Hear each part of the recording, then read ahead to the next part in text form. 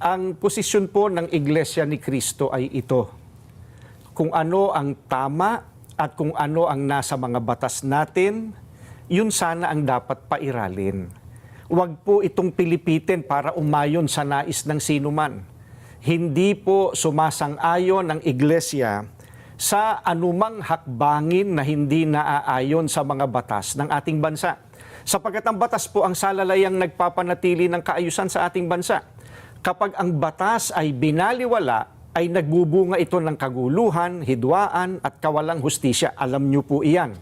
Sino mang Pilipino o mamamayan ng ating bansa na may ginawang paglabag sa ating mga batas, dito dapat litisin sa ating bansa. Bakit po? Sapagkat gumagana naman ang sistema ng ating hustisya. Hindi po natin sinasabing wag litisin ang dating Pangulo sa mga iniaakusa laban sa kanya. Ang saganang amin po, nagtitiwala ang Iglesia ni Cristo sa integridad at kakayahan ng hudikatura para pagpasyahan ng ganitong bagay at usapin. Ang mga hukom natin ay may kakayahan po na gampanan ang kanilang tungkulin, na ipataw ang tamang hustisya at pairali ng katarungan sa lahat ng sandali.